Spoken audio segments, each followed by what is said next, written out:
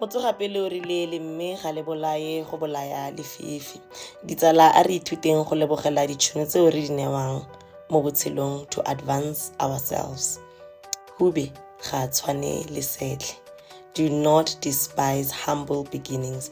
No matter how small you may think some opportunities in your life are, di tseya o di dirise ka botlhale. Wa bona mo pading re na le badiragatsi ba re ba bitsang gore ke batlaleletsi or extra characters. They may seem like they are playing a very small role. Mme seabe se ba nang le sona mo go tsweletseng ditiragalo tsa badipele ke se segolo thata. The same goes for the small opportunities that you are getting in your life. Le tsona, they are there to act as stepping stones for you. They are there to help you to build your CV, to build your experience. It's about time